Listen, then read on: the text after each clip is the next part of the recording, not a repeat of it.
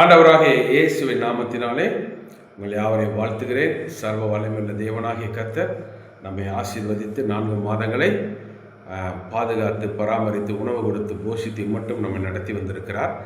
அந்த உண்மையுள்ள தேவனுக்கு நாம் நன்றிகளை செலுத்தி இந்த 5வது மாதத்திற்குள்ளாக உட்பிரவேசிப்போம். இந்த மே மாதமாகிய 5ஆம் மாதத்திற்கு சர்வ வல்லமையுள்ள தேவனாகிய கர்த்தர் எரேமியா தீர்க்கதரிசியின் புத்தகம் 31ஆம் அதிகாரம் 2ஆம் வசனத்தை வாக்கு பண்ணியிருக்கிறார்.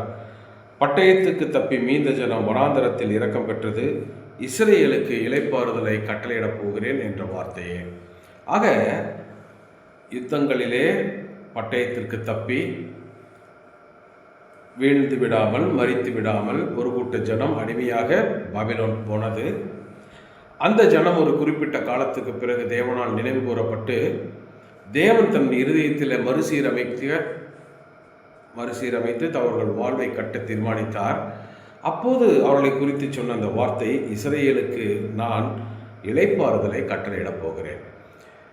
நம்முடைய வாழ்க்கையிலும் கூட அநேக நேரங்களில் உருண்டோம் பிறண்டோம், இதை செய்யலாம் அதை செய்யலாம், இப்படி செஞ்சால் நான் மேலே வந்துடுவேன், அப்படி செஞ்சால் மேலே வந்துடுவேன், ஆனாலும் என் வாழ்க்கையில் நிம்மதி இல்லை, போராட்டம், எனக்கு ஒரு ஓய்வு இல்லாமல் நான் ஓடிட்டுருக்கேன். இப்படி உங்களுடைய வாழ்க்கையில் கூட நீங்கள் கலங்கி நீங்கள் தவிச்சு நீங்கள் போராடிக்கிட்டே இருக்கலாம். ஆனால் உங்கள் வாழ்க்கையில் ஒரு நிறைவும் நிம்மதியும் வராமல் இருக்கலாம். கர்த்தர் இந்த நாளிலே உங்களுக்கும் எனக்கும் ஒரு வாக்குத்தத்தம் பண்ணுகிறார், நான் உங்களுக்கு இளைப்பாறுதலை கட்டளையிடுகிறேன் என்று. இந்த வார்த்தையை நாம் நம்பும் பொழுது நம்முடைய வாழ்க்கையிலே தேவனுடைய இளைப்பாறுதல் இருக்கிறதை நாம் காண முடியும். பிரச்சனை இருக்கிறது, போராட்டம் இருக்கிறது, நிந்தை இருக்கிறது, பணத்தேவை இருக்கிறது, நெருக்கங்கள் இருக்கிறது. ஆனாலும் கூட தேவனுடைய இளைப்பாறுதலும் நம்மேல் இருக்கிறபடியால் நாம் அந்த பிரச்சனையினுடைய பாதிப்புகளுக்கு நீங்கி தேவனால் தேற்றப்படுவோம். ஆகவே இந்த வசனத்தை நாம் இந்த நாளிலே தியானிப்போம். அப்படி தியானிக்கும் பொழுது தேவன் நம்மோடு கூட ஈடுபடுவார். பாருங்க,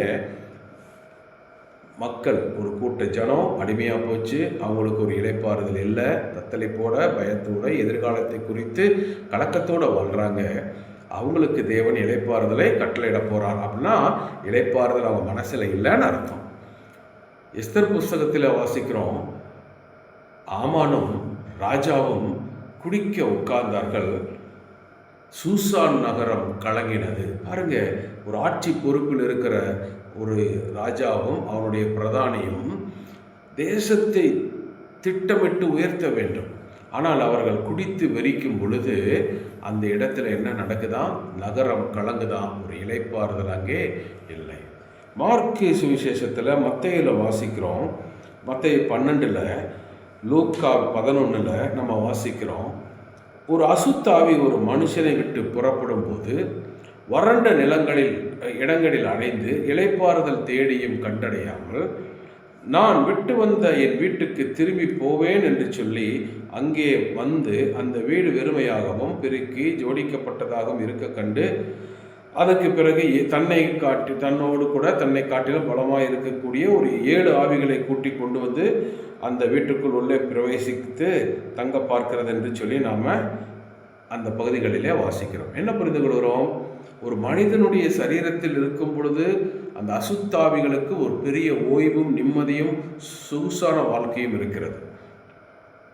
ஆனால் அது வெளியே போகும் பொழுது வனாந்தரத்தில் அலைந்து அதுக்கு ஆவிகளுக்கு ஒரு இளைப்பாறுதல் இல்லையா?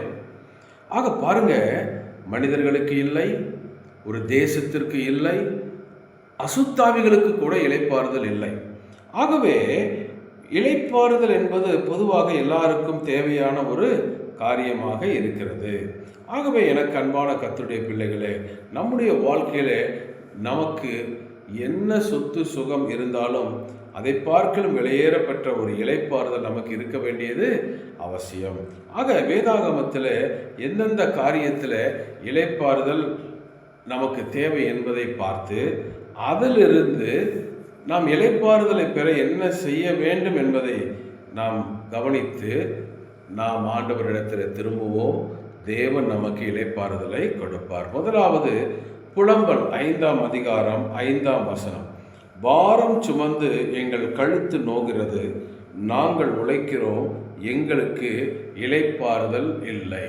பாரம் சுமந்து பாருங்க, காலையிலிருந்து சாயந்தரம் வரைக்கும் மனுஷன் கடினமான வேலைகளை செய்கிறான்.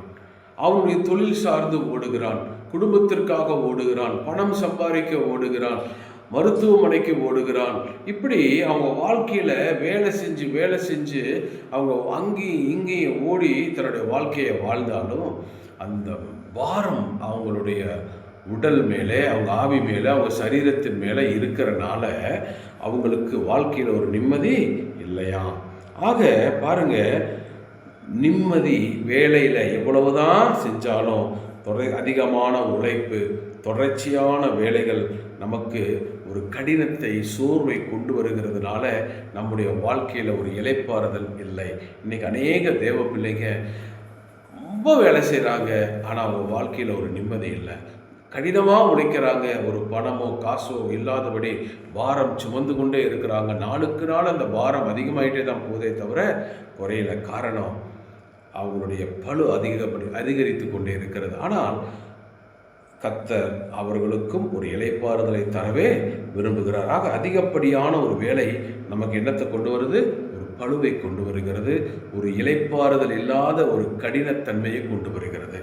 இரண்டாவது, எஸ்தரின் புத்தகம் 9ஆம் அதிகாரம் 10ஆம் வசனத்தை வாசிக்கும் பொழுது, ராஜாவின் நாடுகளில் உள்ள மற்ற யூதர்கள் தங்கள் பிராணனை தற்காக்கவும் தங்கள் பகைஞருக்கு விலகி இளைப்பாறுதல் அடையவும் ஒருமிக்க சேர்ந்து அவர்கள் யுத்தம் பண்ணி அநேகரை கொண்டு போற்றார்கள். ஆனாலும் கொள்ளையிட தங்கள் கைகளை நீட்டவில்லை என்று சொல்லி வேதத்தில் வாசிக்கிறோம். என்ன நடக்குது?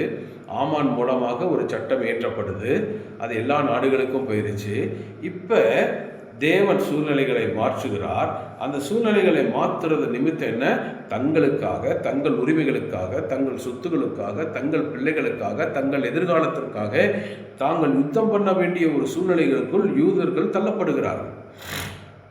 ஆகவே அந்த நாளிலே யுத்தமும் நடந்தது. அவர்கள் அநேகரை தேசம் முழுவதும் கொன்றார்கள். அடுத்த நாளும் சூர்சான் நகரத்திலே இன்னும் ஒரு சங்ககாரம் நிகழ்த்தப்பட்டு தங்களுடைய வாழ்வை அவர்கள் நிலைநிறுத்தி கொண்டார்கள் என்று சொல்லி வேதத்தில் வாசிக்கிறோம்.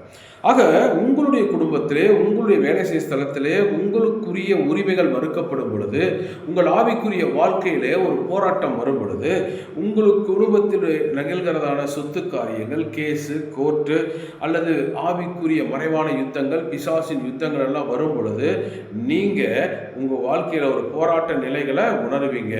அந்த போராட்ட நிலைகள் வரும் பொழுது நீங்கள் உங்களுக்காக யுத்தம் பண்ண வேண்டியது அவசியமாக இருக்கிறது. ஏனென்றால் அந்த போராட்டமான யுத்தமான சூழ்நிலைகள் வரும் பொழுது நம் மனதிலே ஒரு பயம் இருக்கும், கலக்கம் இருக்கும், கவலை இருக்கும். ஐயோ, என்ன ஆகும், என்ன சம்பவிக்கும் என்கிறதான ஒரு நிலை இருக்கும். ஆனால் எனக்கு அன்பான கர்த்தருடைய பிள்ளைகளே, நீங்கள் இது போன்ற நிலைகளிலே கர்த்தரை சார்ந்து கொள்ள வேண்டியது அவசியமாக இருக்கிறது. ஆக எவ்வளவுதான் அதிகமாக வேலை செஞ்சாலும் நம்ம வாழ்க்கையில் நிம்மதி, ஒரு இளைப்பாறுதல், ஒரு ஓய்வு கர்த்தர் கொடுக்கிறது.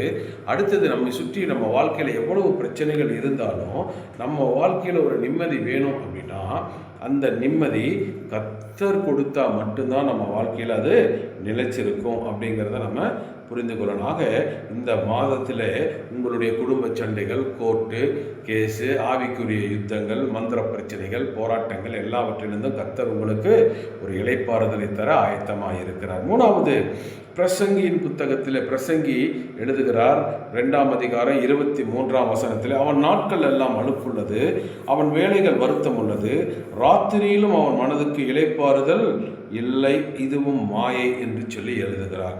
அதுக்கு ஒப்பாக சங்கீதத்தில் 55:6 சொல்லுகிறது, அப்போது நான் எனக்கு புறாவை போகிற சிறகுகள் இருந்தால் நான் பறந்து போய் இளைப்பாறுவேன். அநேக நேரங்களிலே மனிதர்களால் தீர்க்க முடியாத சில பிரச்சனைகள் உண்டு என்றால் அது ஒரு மனச்சோர்வு. மனதுக்குள் எழுகிறதான இந்த சோர்வு, மனதுக்குள் எழுகிறதான போராட்டம், அதுக்கு ஒரு விடை இருப்பதில்லை. அந்த மனதிற்குள் வருகிற அந்த போராட்டங்கள் நம்முடைய மனதின் நிம்மதியை கெடுத்து அது தொடர்ச்சியாக சிந்தை மண்டலத்தில் போராடி போராடி போராடி போராடி அது ஒரு மனிதனை வீழ்த்துகிறது. அது ஒரு மனிதனை கொண்டு போய் ஒரு தன்னுடைய வாழ்வின் ஒரு முடக்க நிலைக்கு கொண்டு போகிறது. மாத்திரமல்ல, நான் எழும்பவே முடியாது என்ற ஒரு மாய பிம்பத்தை அவர்களுக்கு கொண்டு வந்து அவர்கள் வாழ்வை முடக்கி போடுகிறான் பிசாசு. இன்னும் சிலரை அதிகமாக எக்கி தள்ளி கடைசியில் கொண்டு போய் வாழ்வையை அவர்களை முடிக்க வைத்து அழிக்கிறான் பிசாசு. ஆகவே இந்த மனச்சோர்வு, மன அழுத்தம், மனம் சார்ந்த பிரச்சனைகள் ஒரு மனிதனுக்கு இளைப்பாறுதலை தருவதில் அநேக மக்கள் இன்று நடு ராத்திரி வரைக்கும் முடிச்சுட்டு தான் இருக்காங்க, தூக்கம் வர்றதில்ல. நிறைய பேர் சொல்கிறது 3 மணி வரைக்கும் எனக்கு அந்த பிரச்சனை இருந்துச்சு, 3 மணிக்கு மேலே தான் நான் தூங்கினேன். எங்கே படுத்தாலும் படுக்கையில் அநேக எண்ணங்கள் என்னை மேற்கொள்ளுகிறது, அந்த எண்ணங்கள் என்னோடு போராடுகிறதுனால எனக்கு தூக்கம் இல்லை என்று சொல்லுகிற எத்தனையோ பேர் பேசுகிறதை, எங்களிடத்தில் சம்பாஷிக்கிறதை கொண்டு நான் சொல்லுகிறேன்.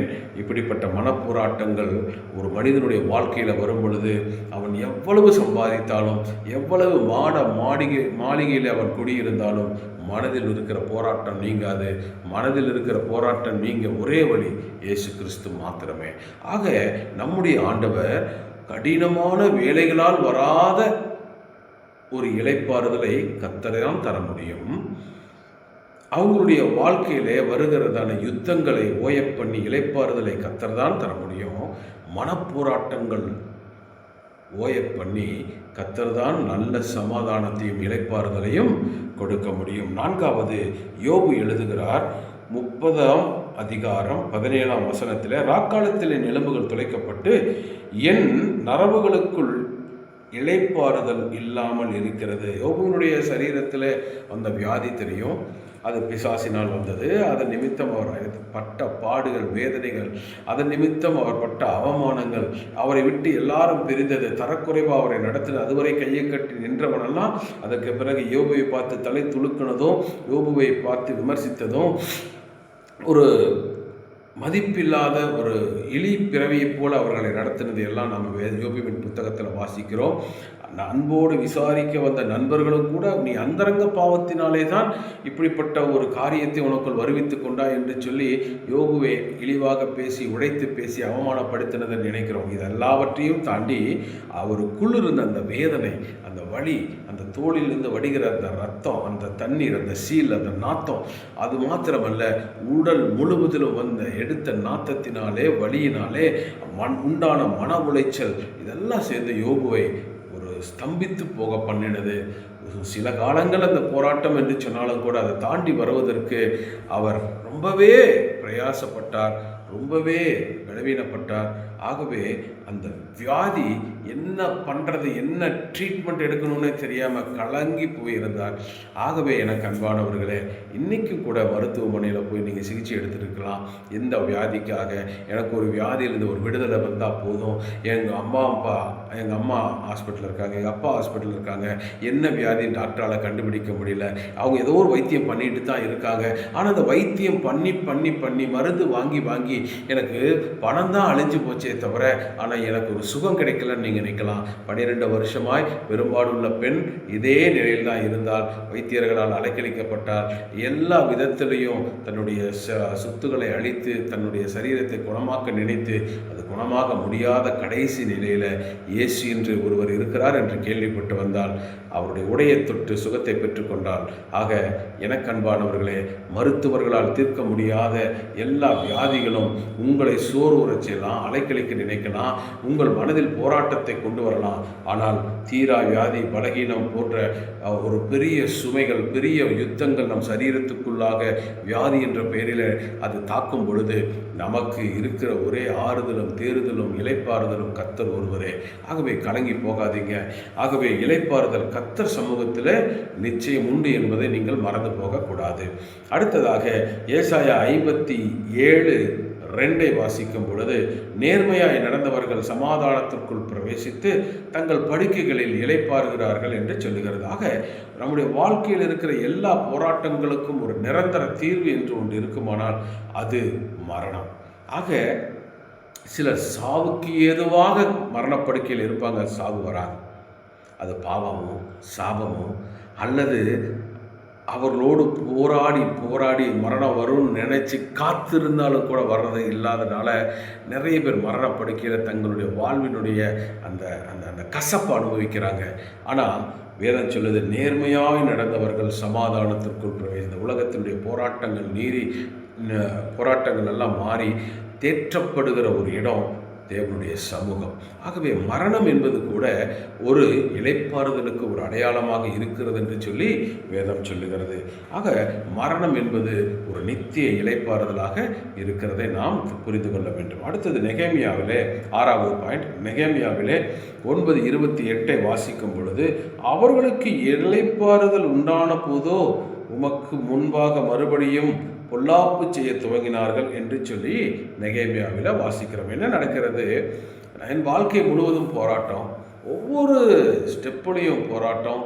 இந்த எதிரிகள் துரத்துறாங்க, மிருகங்கள் துரத்துது, மிருகத்துக்கு ஒப்பான மனிதர்கள் துரத்துறாங்க, மனதில் நிம்மதி இல்லை, எந்த இடத்திலும் தூக்கம் இல்லை, சாப்பாடு இல்லை, நான் எப்போ அழிஞ்சு போவேன்னு எனக்கே தெரியல அப்படிங்கிற நிலையில் தாவீது ஓடினார். ஆனால் தாவீது அந்த நேரத்தில் ஓடின எல்லா ஓட்டத்திலும் கர்த்தர் கூட இருந்து பராமரித்து தாவீதை யார் கையிலும் ஒப்பு கொடுக்காம கர்த்தர் நடத்தி வந்தார். இன்றைக்கி அநேகருடைய வாழ்க்கையில் இப்படிப்பட்ட சூழ்நிலைகள் இருக்கும் பொழுது என்னால் முடியல, ஆனாலும் நான் ஓடுற ஆண்டவரே எனக்கு கிருபைதாங்க, அழியாமல் பார்த்துக்குங்க, நான் எந்த இடத்துல விழுந்துடக்கூடாதுன்னு சொல்லி ஓடுகிற தேவ பிள்ளைகள் ஜெயித்து கொண்டே இருக்கிறாங்க. காரணம், அந்த உபத்திரவத்தின் வேளையிலே கர்த்தர் கூட இருந்து நடத்துகிறார்.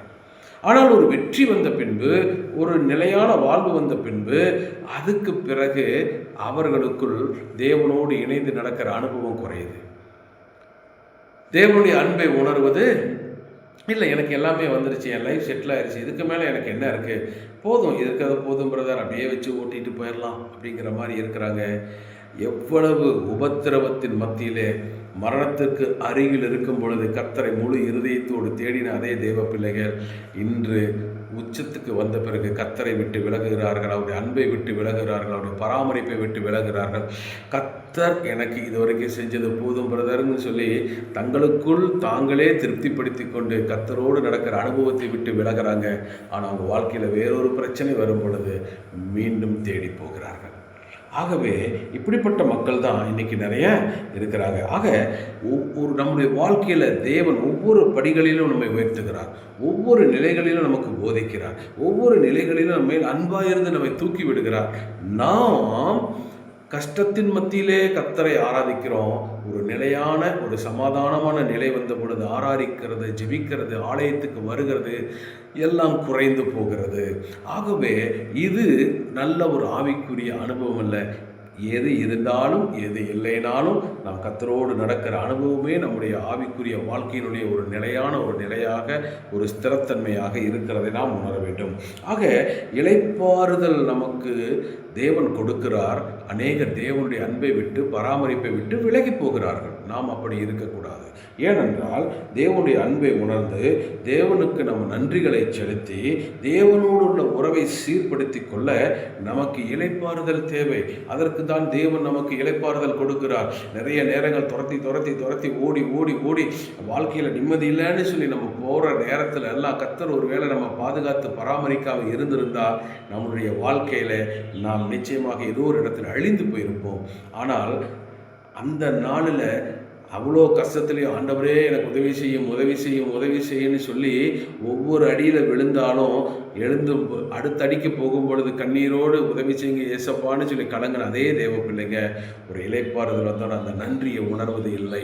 ஆக இந்த இளைப்பாறுதல் தேவன் நமக்கு கொடுக்கும் பொழுது கர்த்தர் நம்மை நடத்தின விதங்களை யோசித்து பார்க்கணும். எங்கிருந்து ஆரம்பித்தோம், எப்படிப்பட்ட நிலையில் ஆரம்பித்தோம், எத்தனை போராட்டம், எத்தனை மனுஷ துரோகம், எவ்வளவு அவமானம், எவ்வளவு தரித்திரம், எவ்வளவு கொடுமை, எவ்வளவு வியாதி, எவ்வளவு பிசாசின் போராட்டங்கள், ஆனாலும் தேவன் என்னை கைவிடாமல் நடத்தினார் அப்படின்னு சொல்ற அந்த நன்றியுள்ள இருதயம் நமக்குள்ள இருந்துச்சுன்னா நாம இளைப்பாறுதல் வேலைகளில் கர்த்தருக்கு நன்றி சொல்லி அவருடைய அன்பிலே நாம் மகிழ்ந்து களி கூறுவோம். இதை தேவன் நம்மிடத்தில் எதிர்பார்க்கிறார். ஆனால் இதை உணராதவருடைய வாழ்க்கையில் தொடர்ந்து ஒரு வெறுமை இருந்து கொண்டே இருக்கிறது.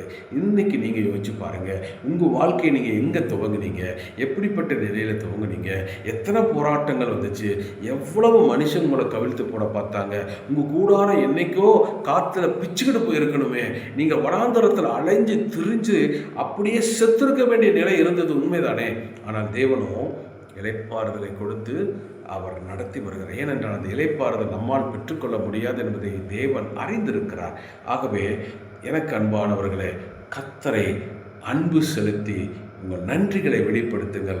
அப்போது உங்கள் மேலே அவருடைய இளைப்பாறுதலும் சமாதானமும் இருக்கும் என்பதை நீங்கள் புரிந்து கொள்வீர்கள், உணர்வீர்கள். 7வதாக 2 நாளாகமம் 14ஆம் அதிகாரம் 6-7 வசனங்களை வாசிக்கும் பொழுது, கர்த்தர் அவனுக்கு இளைப்பாறுதலை கட்டளையிட்டதினால் அந்த வருஷங்களில் அவனுக்கு விரோதமான யுத்தம் இல்லாமல் இருந்தது. தேசம் அமெரிக்கையாக இருந்தபடியினாலே யூதாவிலே அரணான பட்டணங்களை கட்டினால் அவன் யூதாவை நோக்கி, தேசம் நமக்கு முன்பாக அமர்ந்திருக்கையில் நாம் இந்த பட்டணங்களை கட்டி அவைகளுக்கு அலங்கங்கள், கோபுரங்கள், வாசல்கள் உண்டு பண்ணி தாழ்பால் போட்டு பலப்படுத்துவோமாக.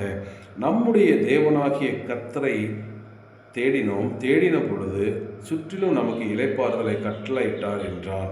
அப்படியே கட்டினார்கள், அவர்களுக்கு காரியம் வாய்த்தது. என்ன நடக்கிறது?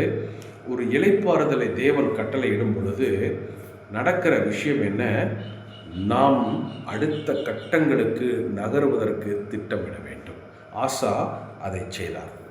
சாமுவேல் தாவீதை அபிஷேகம் பண்ணின பொழுது தாவீதின் வாழ்க்கையில் ஒரு போராட்டம்.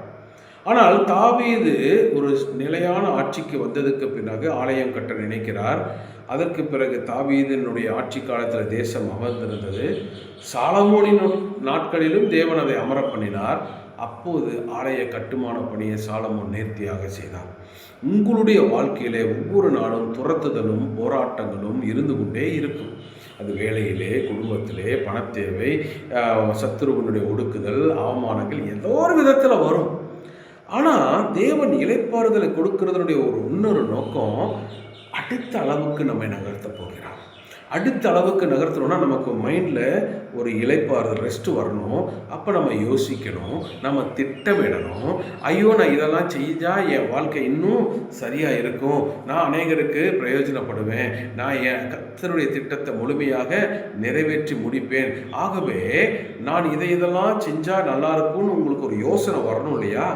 சதா காலமும் பிரச்சனையே நீங்கள் யோசிச்சு இதுலேருந்து எப்படி வரலாம், இதுலேருந்து எப்படி வரலாம், இவனுக்கு இந்த பணத்தை எப்படி கொடுக்கலாம், இதை வாங்கி இங்கே ரொட்டேஷன் பண்ணலாம், அதை வாங்கி அங்கே ரொட்டேஷன் பண்ணலாம், இப்படியே மனசு ஓடிட்டு இருந்தால் கர்த்தர் சத்தத்தை கேட்க முடியாது. ஆகவே தேவன் என்ன பண்ணுகிறார்? சில இளைப்பாறுதலை நம்ம வாழ்க்கையிலே கட்டளையிடுகிறார். பாருங்க, அதுதான் இங்கே செய்கிறாங்க. பட்டணத்தை என்ன பண்ணுறாங்க? அவங்க வாசல்களெல்லாம் பலப்படுத்துகிறாங்க. ஏன்னா எதிரிகள் வரக்கூடாது. வாசல்களை பலப்படுத்துகிறாங்க, அலங்கத்தை கட்டுறாங்க, கோபுரங்களை கட்டுறாங்க, தாழ்பால்களெல்லாம் போட்டு அவங்க என்ன பண்ணுறாங்க? நகரத்தை பலப்படுத்துகிறாங்க. காரணம் என்ன? சிம்பிள். அடுத்த கட்டங்கள் ஆண்டவர் நடத்த போகிறார். ஆகவே நம்முடைய வாழ்க்கையில் கூட நாம் நம்மை நிதானித்து பார்க்க வேண்டும். நம்முடைய வாழ்க்கையில் இதுவரை தேவன் நம்ம நடத்தியிருந்த விதங்கள் எத்தனை? அதெல்லாம் தாண்டி ஒரு ஓய்வு நமக்கு கொடுக்குறாருன்னா, அந்த ஓய்வின் வேலையில் நான் எந்தெந்த இடத்துல எப்படி வந்தேன், எந்தெந்த இடத்துல தவறுகள் செய்தேன், எந்தெந்த இடத்துல நாம் தவறுகளை திருத்தி கொள்ள வேண்டும், எந்த இடத்துல தேவனை விட்டு விலகினேன், அல்லது எந்த இடத்திலே நான் இன்னும் சரிபடுத்தி கொண்டு ஆண்டவருக்காக ஓட வேண்டும், இதெல்லாம் நம்ம என்ன பண்ணணும்? யோசித்து பார்க்கறதுக்கு நமக்கு கொஞ்சம் அமைதி தேவைப்படுகிறது. கர்த்தர் அதை கொடுக்கிறார். ஆக தேவன் கொடுக்கிற ஓய்வு அடுத்த அளவுக்கு நம்ம ஓடுவதற்கு, அடுத்த ரவுண்டை நம்ம ஓடுறதுக்கு, அடுத்த சீசனுக்கு நம்ம அதிகமாக ஓடி உழைத்து வாழுவதற்கு. இதுக்கு இணையான ஒரு அழகான ஒரு ஓமை சொல்லணும்னா, ஒரு 2 பேர் மரம் வெட்ட போனாங்க. ஒருத்தர் கண்டினியூஸாக வெட்டிக்கிட்டே இருந்தார், ஒருத்தர் 1 மணி நேரம் வெட்டுவார், அடுத்து 10 நிமிஷம் உட்காருவார். உட்காந்து கொஞ்சம் தண்ணி குடிச்சிட்டு பக்கத்தில் ஒரு கல்லை வச்சு கோடாரியை தீட்டிக்கிட்டே இருப்பார். 10 நிமிஷம் உட்காந்த மாதிரி ஆச்சு, ஒரு கோடாரி கொஞ்சம் தீட்டின மாதிரியும் ஆச்சு. இரவு வேலையை முடிச்சுட்டு போகிறதுக்கு முன்னாடி எடை போட்டு பார்க்கும் பொழுது தொடர்ச்சியாக வெட்டினவனை விட கொஞ்சம் உட்காந்து இளைப்பாரி கோடாரியும் தீட்டி வெட்டினவன் அதிகமாக வெட்டியிருந்தான். அதைத்தான் கர்த்தர் நமக்கு கற்றுக் கொடுக்கிறார். ஓடுறது வரைக்கும் போதும், கொஞ்சம் நில்லுங்க. நின்று உட்காந்து என் வாழ்க்கையில் என்ன நடந்துச்சு, எதுக்கு நோக்கி ஓடிட்டுருக்கேன், எதுக்காக ஓடிட்டுருக்கேன் என்பதையெல்லாம் யோசித்து, ஆண்டவரை நான் சரியாக ஓடுறேன்னா, எந்த இடத்துல தவறு பண்ணேன், இதெல்லாம் நம்ம யோசித்து பார்க்கும் பொழுது தேவ திட்டங்களை இன்னும் நம்ம உணர்ந்து நேர்த்தியாக ஓட முடியும். நம் தவறுகளை நம்ம வாழ்வை விட்டு களைந்து நாம் ஓட முடியும். ஆகவே இளைப்பாறுதல் என்பது நமக்கு மிகவும் அவசியம். இளைப்பாறுகிற காரியங்கள் நம்முடைய வாழ்க்கையில் மிகவும் அவசியம். நம்முடைய ஆவிக்குரிய மற்றும் தனிப்பட்ட வாழ்க்கையில் குடும்பத்தினுடைய ஆசீர்வாதங்களுக்காக, பிள்ளைகளின் படிப்பு, திருமணம், எதிர்கால சேமிப்பு, தொழில், பொருளாதாரம், ஊழிய தரிசனங்கள், இதெல்லாம் சரிப்படுத்தப்படணும், அடுத்த கட்டங்களுக்கு நகரணும் அப்படின்னா நமக்கு நிச்சயமாக ஒரு இளைப்பாறுதல் தேவை. அந்த இளைப்பாறுதல் நமக்கு இருக்கும் பொழுது தான் இன்னும் அதிக வேகத்தோடு, அதிக உத்வேகத்தோடு, அதிகமாக நாம் வேகமாக ஓடி தேவனுக்கென்று பெரிய காரியங்களை நாம் செயல்படுத்த முடியும். அடுத்தது 8வதாக 2 தெசலோனிக்கேயர் 1:6 சொல்லுது, உங்களை உபத்திரவப்படுத்துகிறவர்களுக்கு உபத்திரவத்தையும், உபத்திரவப்படுகிற உங்களுக்கு எங்களோடு கூட இளைப்பாறுதலையும் பிரதிபலனாக கொடுக்கிறது தேவனுடைய நீதியாக இருக்கிறது என்று சொல்லி பவுல் சொல்லுகிறார். என்ன சொல்லுகிறாங்க? ஒரு தேவனுடைய பிள்ளைக்கு ஒரு உபத்திரவம் உண்டு, பாடுகள் உண்டு, நிந்தைகள் உண்டு, அவமானங்கள் உண்டு. அதுவும் ஊழியத்தில் இருக்கிறவங்களுக்கு இன்னும் உண்டு. ஆனால் பாடுகள் மத்தியில் தேவ பிள்ளைகளுக்கு எவ்வளவு உபத்திரவங்கள் உண்டோ அதற்கு ஒப்பாக தேவன் இளைப்பாறுதலையும் கொடுக்கிறது தேவனுடைய நீதியாக இருக்கிறது என்று பவுல் சொல்லுகிறார். ஆக என்ன புரிந்து கொள்கிறோம்? கஷ்டம் இருக்குதான், அதுக்காக நம்ம கர்த்தரை விட்டு பின்வாங்கக்கூடாது. அந்த கஷ்டத்திலும் தேவனுக்கு உண்மையாக இருக்க நாம் செயல்படணும், முயற்சி செய்யணும். அப்போ தேவனுடைய இளைப்பாறுதல் நமக்கு கிடைக்கும். ஏனென்றால் தேவன் பார்த்து, நாம் உபத்திரவப்படுகிறதை பார்த்து ரசித்து குரூரமாய் சிரிக்கிற ஒரு மனநோயாளி அல்ல. தேவன் நல்லவர். நாம் வேதனைப்படும் பொழுது அவர் வேதனைப்படுகிறார், நாம் சிரிக்கும் பொழுது அவர் சிரிக்கிறார், மகிழ்ச்சி அடைகிறார். ஆக தேவன் நம்முடைய ஒவ்வொரு அவயங்களையும், அவயத்தின் செய்கைகளையும், ஒவ்வொரு முயற்சிகளையும், ஒவ்வொரு செயல்களையும் பார்த்து ரசிக்கிற நல்ல தகப்பன். ஆக ஒரு குழந்தை எவ்வளவு துருதுருன்னு இருக்கும் பொழுது ஒரு தகப்பன் பார்த்து அதை சிரித்து சந்தோஷித்து ஸ்லாகிக்கிறானோ, அந்த குழந்தை அழும் பொழுது அதை எப்படி தேற்ற முயற்சி செய்கிறானோ, அந்த குழந்தைக்கு ஒரு வியாதி வரும் பொழுது எடுத்துக்கொண்டு ஹாஸ்பிட்டலில் பதவதைப்போட ஓடுகிறானோ, அப்படியாக தேவன் நம்மேல் கரிசனை உள்ளவராக இருக்கிறார். ஆகவே அது உபத்திரவம் இவ்வளோதான் தாங்க முடியும், இது போதும் அப்படின்னு தேவன் ஒரு எண்டு கார்டு போட்டு ஸ்டாப் பண்ணி உபத்திரவத்தில் நம்மை காப்பாற்ற முயற்சி செய்ய வல்லவராகவே இருக்கிறார். ஆகவே உபத்திரவப்படுத்துகிற மனுஷனுக்கும் பிசாசுக்கும் வேணா நம்மளை உபத்திரவப்படுத்தி பார்க்கிறது என்பது அவர்களுக்கு பிரியமாக இருக்கலாம். ஆனால் கர்த்தர் அந்த இளைப்பாறுதலை கட்டளையிட்டு தன்னுடைய நீதியை வெளிப்படுத்தி தூக்கி எடுக்கிறார் என்று வேதம் சொல்லுகிறது. ஆகவே எனக்கு அன்பான கர்த்தருடைய பிள்ளைகளே, இளைப்பாறுதல் நமக்கு ஏன் தேவை என்பதை குறித்து 8 காரியங்களை சொன்னேன். அடுத்தது இளைப்பாறுதலை பெற்றுக்கொள்ள நாம் என்ன செய்ய வேண்டும் என்று நான் சொல்லுகிறேன். எரேமியா 6:16 சொல்லுது, வழிகளில் நின்று பூர்வ பாதைகள் எவை என்று கேட்டு விசாரித்து நல்ல வழி எங்கே என்று பார்த்ததிலே நடவுங்கள், அப்போது உங்கள் ஆத்துமாக்களுக்கு இளைப்பாறுதல் கிடைக்கும் என்று கர்த்தர் சொல்லுகிறார்.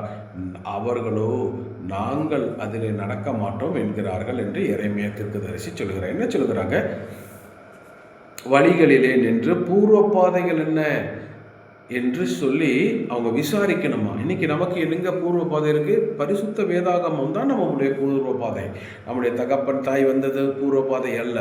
கர்த்தருடைய வார்த்தையும் அதனுடைய ஆலோசனைகளும் அதன் மூலம் நாம் பெற்றுக்கொள்ளக்கூடிய நீதியும், அந்த நீதியான வாழ்க்கைக்கு அச்சாரமாக இருக்கிற விசுவாசமும் வேத வசனத்திலிருந்தே துவங்குகின்றன. ஆக நமக்கு தேவன் எழுதி கொடுத்த வேத வார்த்தைகளை படித்து அந்த வார்த்தையினுடைய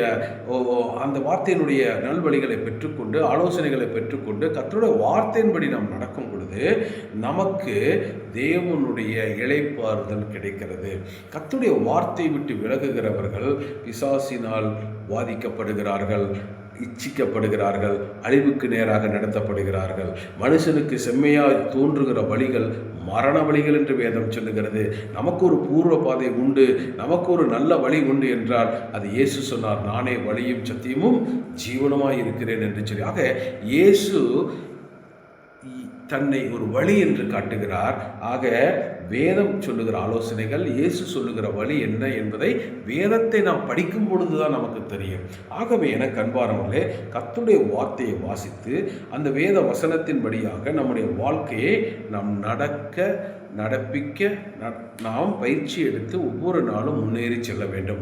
ஆக கர்த்தரோடு அவருடைய வார்த்தையை பிடித்து அவருடைய கரத்தை பிடித்து நடக்க நமக்கு வேத வசனம் அவசியமாக இருக்கிறதாக. வேத வார்த்தையின்படி நீங்கள் வாழ்வீர்களானால் நிச்சயம் உங்கள் வாழ்க்கையிலே ஒரு இளைப்பாறுதலை தேவன் கட்டளையிடுவார். இரண்டாவதாக யாத்திராகமத்தின் புத்தகம் 33:14 சொல்லுகிறது, என் சமூகம் உனக்கு முன்பாக செல்லும், நான் உனக்கு இளைப்பாறுதல் தருவேன். ஒரு கார் வாங்கினா, ஒரு பைக் வாங்கினா முதல் வேலை நம்ம ஸ்டிக்கர் கடைக்கு எடுத்துகிட்டு போய் இந்த வசனத்தை எழுதிட்டு வந்துடுவோம். என் சமூகம் உனக்கு முன்பாக செல்லும்.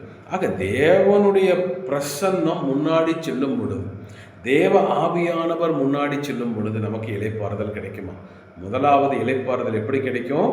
கர்த்தருடைய வார்த்தையை படித்து அதன் வழிகளிலே நம்மை சீர்படுத்தி நடக்கும் பொழுது நமக்கு இளைப்பாறுதல் கிடைக்குமா? இரண்டாவது, அவருடைய பிரசன்னத்துக்குள் அடங்கி நடக்கணும். அப்படி என்றால் இஸ்ரவேலர் மேகம் எழும்பின பொழுது அவர்கள் தங்கள் கூடாரங்களை எடுத்துக்கொண்டு பிரயாணப்பட்டார்கள். மேகம் நின்ற பொழுது அவர்கள் அந்த இடத்துல என்ன பண்ணாங்க? கூடாரங்களை அமைத்து வாழ்ந்தார்கள். அதை போலவே பரிசுத்த ஆவியானவருக்குள் நாம் அடங்கி இருந்து அவர் கொடுக்கிற ஆலோசனையின்படி அந்த வார்த்தையை பிடித்து கொண்டு நாம் நகரும் பொழுது அவர் சமூகம் முன்னாடி செல்றதுனால நமக்கு ஒரு இளைப்பாறுதல் கிடைக்கும். ஏனென்றால் தேவ பிரசன்னம் முன்னாடி போகும் பொழுது பிசாசினுடைய ஆளுமையை முறித்து போடும். தேவ பிரசன்னம் முன்னாடி செல்லும் பொழுது கோணலானவைகளை செவ்வையாக்கும். தேவ பிரசன்னம் நமக்கு முன்னாடி போகும் பொழுது நாம் செல்ல வேண்டிய வழி எது என்று சொல்லி நமக்கு உணர்த்தி நம்ம நித்திய பாதையில் நடத்துவார்.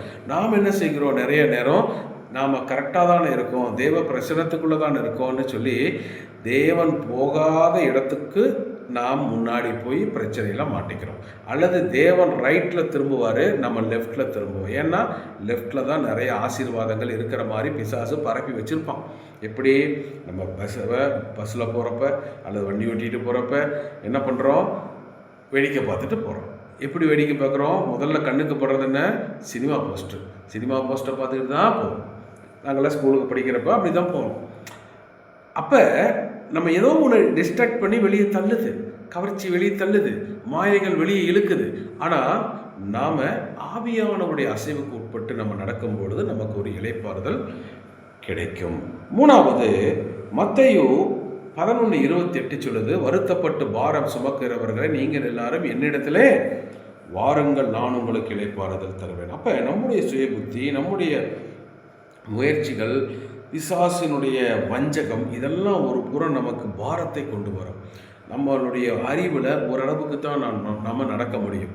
அதை தாண்டி நம்மால் செயல்பட முடியாது.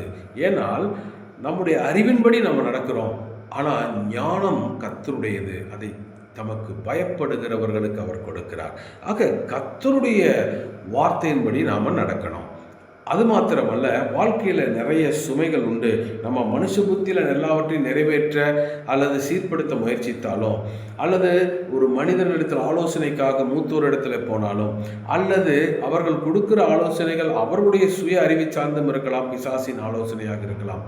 ஆனால் நமக்கு ஒரு பிரச்சனை வரும் பொழுது தேவ சமூகத்திற்கு போய் நாம் ஜெபிக்கும் பொழுது அந்த ஜெபம் தேவனுடைய சமூகத்தில் நமக்கு இளைப்பாறுதலை கொண்டு வரும். ஆக இயேசு கிறிஸ்து சொன்னார், உங்கள் பாரத்தை என் மேலே கொண்டு வந்து வைங்க.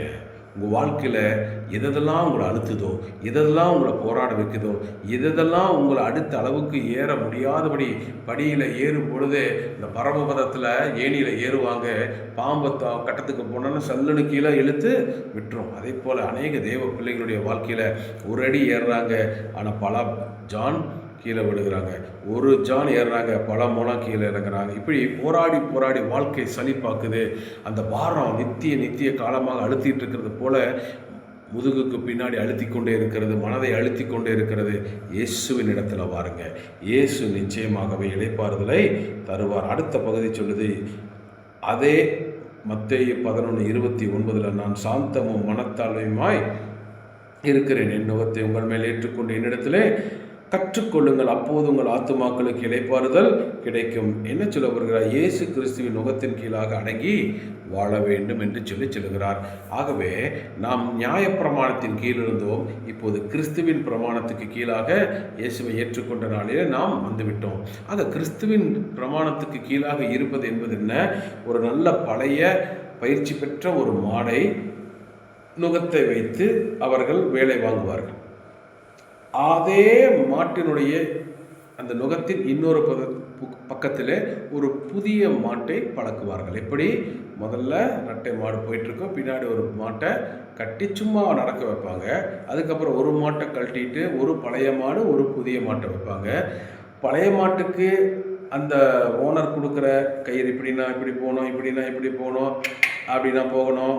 அப்புறம் அந்த சாட்டையில் வச்சு லேசாக அப்படி தட்டுவாங்க. என்னென்ன இன்ஸ்ட்ரக்ஷன் கொடுக்குறாரோ அது பழைய மாட்டுக்கு தெரியும், புது மாட்டுக்கு தெரியாது. அப்போ இந்த பழைய மாடு எப்படி போகுதோ அதே போல் தான் இது போகும். அப்படித்தான் நமக்காக அடிக்கப்பட்ட ஆட்டுக்குட்டியானவராகிய இயேசு கிறிஸ்து நம்முடைய வாழ்வின் நலனுக்காக அவர் எல்லாவற்றையும் சுமந்து செல்லுகிற ஒரு பழைய மாடு. நாம் அந்த நுகத்தின் கீழாக இணைக்கப்படுகிற புதிய மாடு. அவர் செய்கைகளின்படி, அவர் போதனைகளின்படி, அவர் நடக்கிறபடி, அவர் நடந்தபடி நாம் போகும் பொழுது நமக்கு இளைப்பாறுதல் கிடைக்கும். பாருங்க, அதை வச்சு கட்டும் பொழுது கூட அதுக்கு பாரம் இந்த இடத்துல இறங்கினாலும் அதுக்கு சரியாக வராத வழி இல்லாதபடி அந்த பழைய மாடு பேலன்ஸ் பண்ணிக்கும். ஏன்னா அதுக்கு தெரியும் அது சரியாக இழுத்து போனாதான் அதுக்கு ஈவனாக போகும்னு சொல்லி. அதே போலவே பிரமாணத்துக்கு கீழே இருக்கிறோம், அதாவது கிறிஸ்துவின் பிரமாணத்துக்கு கீழே, விசுவாசத்துக்கு கீழே, இயேசு கிறிஸ்துவின் போதனைகளுக்கு கீழே, சிலுவை மரணத்தின் கீழே, வெற்றியின் அதாவது மீட்பின் அடையாளமாக உயிர்த்தெழுதின் வெற்றியின் கீழே நாம் இருக்கோம்.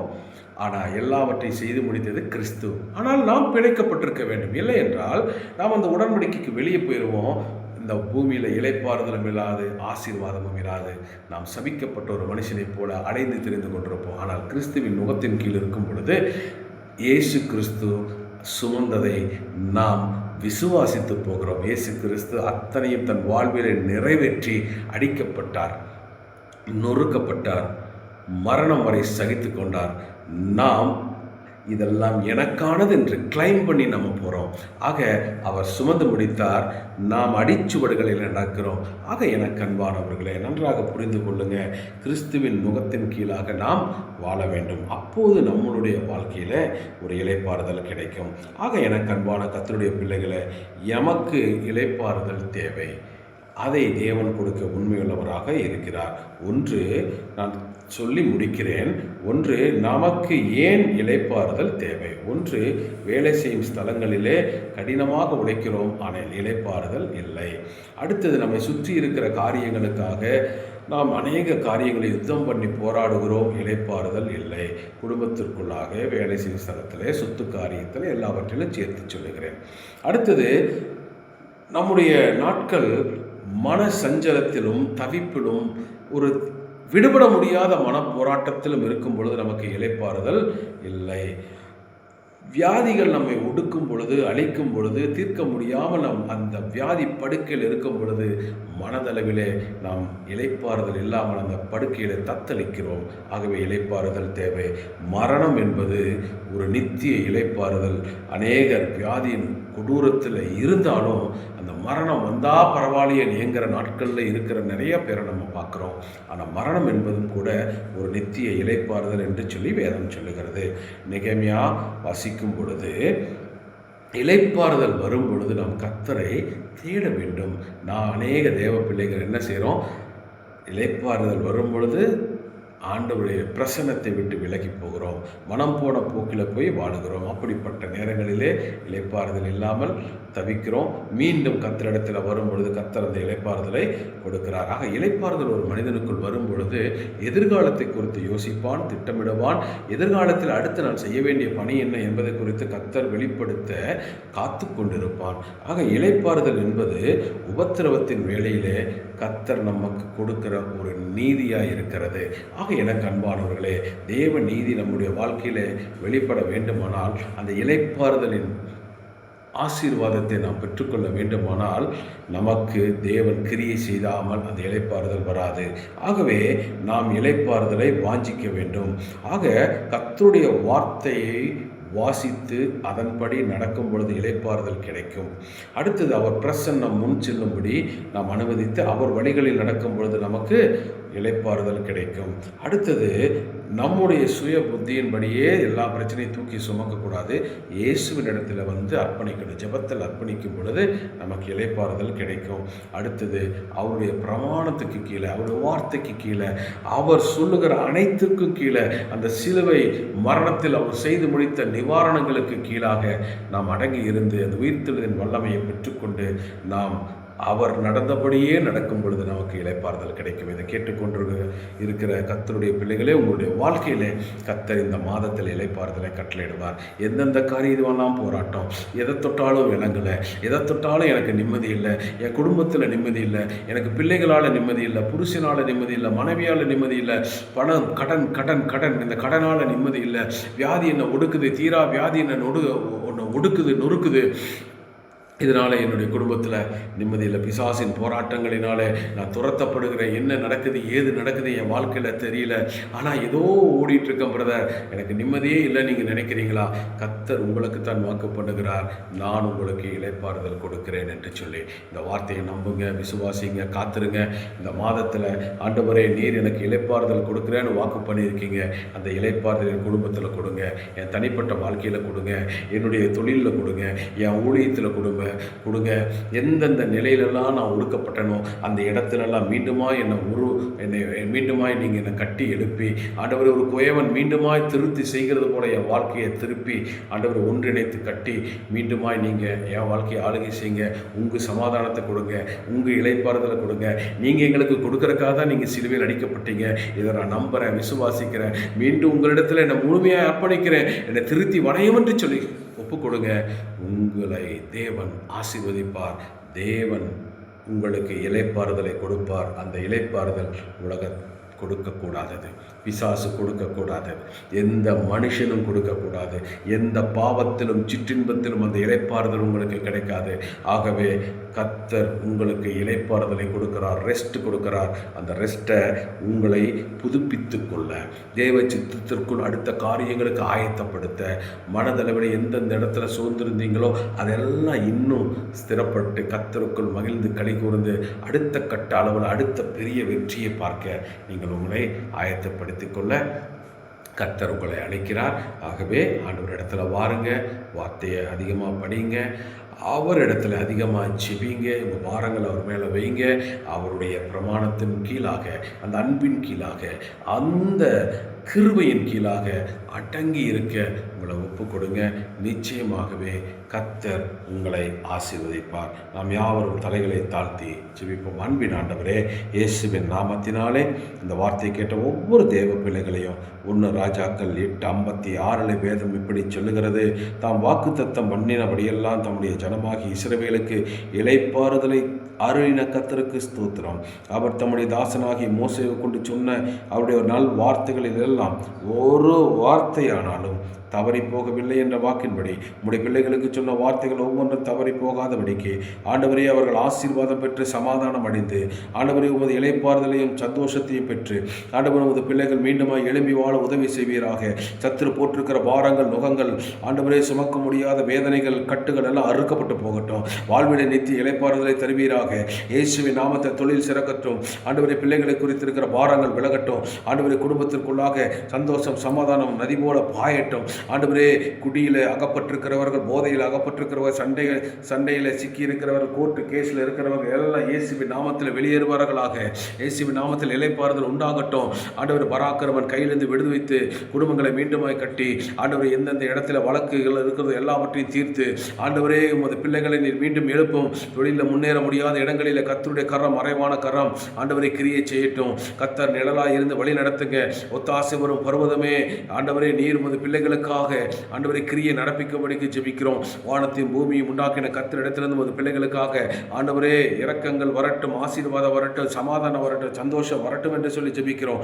கர்த்தாவே வேதத்தில் வாசிக்கிறோம், என் ஆத்துமாவே கர்த்தர் உனக்கு நன்மை செய்தபடியால் நீ உன் இளைப்பாறுதலுக்கு திரும்பு என்ற வாக்கின்படி ஆண்டவர் உமது பிள்ளைகள் எல்லாரும் இளைப்பாறுதலுக்கு திரும்பி ஆண்டவர் யுத்தம் இல்லாமல் ஆண்டவரே அலைக்கழிப்பில்லாத சமாதானம் உள்ள ஒரு வாழ்க்கையை வாழ கிருபை தந்து வழி நடத்தி ஆசீர்வதியும். இந்த மாதத்தில் சம்பூர்ணமாய் சாப்பிட்டு சமாதானமாக வாழ்ந்து சகலத்தையும் திருப்பிக் கொண்டு கர்த்தரிடத்தில் நன்றியோடு அவர் பாதத்தில் காத்திருந்து ஆண்டவர் அடுத்த திட்டம் என்ன, அடுத்து நான் போக வேண்டிய பாதை என்ன என்பதை கற்றுக்கொண்டு பிள்ளைகள் வாழ கிருபைதான் ஆசீர்வதி.